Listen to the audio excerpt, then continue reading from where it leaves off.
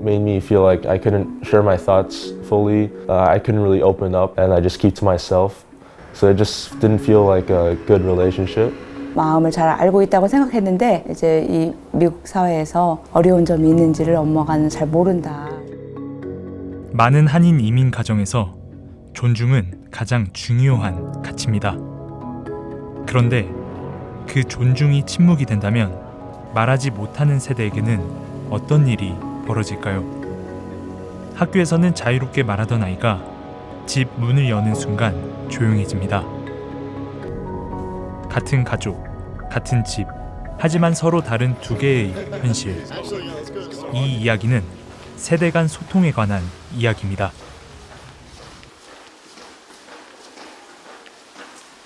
There's like sometimes we disagree with what our adults are saying to us, but Korean culture, it's really hard to speak up about it because it's against, it's like the rudest thing, talk back to an adult or share your own ideas.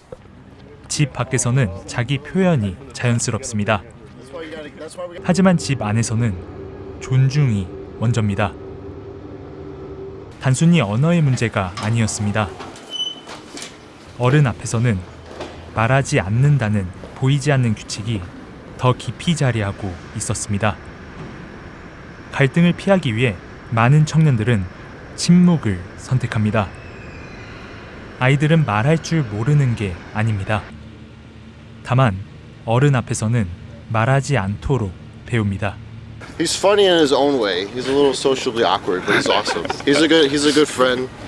We met at orientation, student orientation.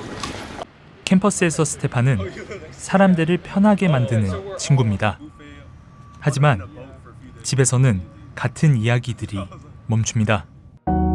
설명하는 것이 조심스럽고 말하는 것이 거리를 만들 것처럼 느껴집니다. 그래서 그 말들은 끝내 입 밖으로 나오지 않습니다. 많은 1세대 부모들에게 이민 초기의 삶은 생존이었습니다. 감정보다 책임이 먼저였고 견디는 것이 일상이 되었습니다. 저는 이제 미국에 와서 이제 남편과 또 자녀를 잘 키우기 위해서 이제 생활이 패턴이 좀 일정해요. 이제 일하고 교회 오고 가정 중심으로 이렇게 살았는데 이제 친구들을 만나면 미국 문화에 파티도 너무 가고 싶고 이제 주말에는 이제 여행도 많이 가고 싶은데 한계가 있는 거죠. 이제 이민 사회에서 일하고 아이들 키우고 사랑이 없었던 것은 아닙니다. 다만 다른 방식으로 말하는 법을 배울 여유가 없었던 시간들이었습니다. 2025년 12월 재외동포청과 유스타 파운데이션, 고려대학교 심리학부가 세대 간 소통을 주제로 포럼과 설문조사를 진행했습니다. 총 496명이 참여했습니다. 부모 세대의 27%는 큰 의사소통 문제가 없다고 답했습니다. 하지만 2, 3세대의 71%는 집에서 생각과 감정을 표현하기 어렵다고 말했습니다. 가장 큰 차이는 이 질문에서 나타났습니다. 가족 안에서 자유롭게 말할 수 있다고 느끼십니까? 1세대들은 갈등이 그렇게 많지 않다고 생각하는 반면에 2, 3세대들은 갈등이 많다. 그래서 두 세대들이 서로 잘 모르고 있다는 거. 정말 그런 착각을 하고 있어서 그 소통이 아예 시작부터 어긋나고 있다는 그런 결과였고요. 침묵이 항상 평화를 의미하지는 않습니다. 때로는 같은 집을 전혀 다르게 경험하고 있다는 신호일 수도 있습니다. 영어로 해야지 자기의 감정이 나오는데 이 아이들에게 한국말로 하라고 그러니까 말을 하다가 그냥 never mind 해버린단 말이에요. 부모님 입장에서도 아이가 영어를 막 하다 보면 이제 무슨 말인지는 못 알아듣겠고 그 감정만 보게 되니까 얘가 나를 왜 이렇게 싫어할까? 왜 이렇게 나를 미워할까? 이런 감정들이 드니까 이제 마음을 또 다치게 되고 그러다 보니까 결국은 그냥 대화를 하지 않음으로써 어떤 화평을 유지하고 평화를 유지하는 식으로 가정이 여태까지 이어져 온 거라고 보시면 될 것 같아요. 전문가들은 이런 정서적 고립이 오래 지속될 경우 우울감이나 불안 같은 정신적 어려움으로 이어질 가능성도 있다고 말합니다. 그리고 상황을 더 어렵게 만드는 것은 이처럼 깊어지는 침묵과 고립이 가족이 도움을 요청하는 시점까지 늦출 수 있다는 점입니다.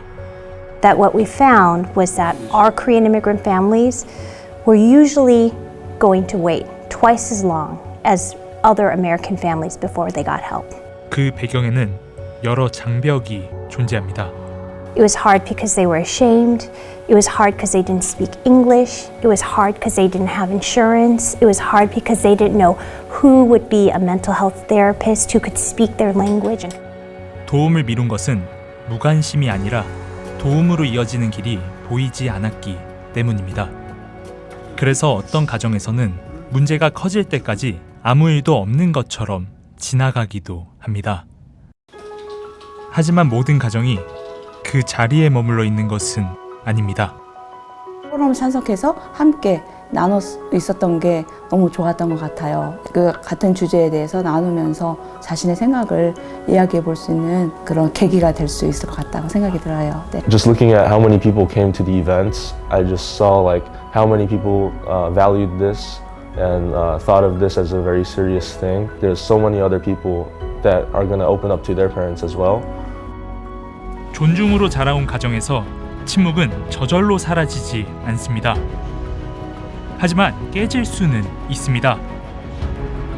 중요한 것은 위기 이후의 대화가 아니라 거리가 멀어지기 전에 같은 공간에 앉는 일입니다.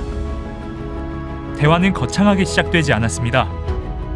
집으로 돌아가는 길, 한 문장을 꺼내는 순간에서 시작됩니다. 그리고 변화는 그 선택에서 시작됩니다.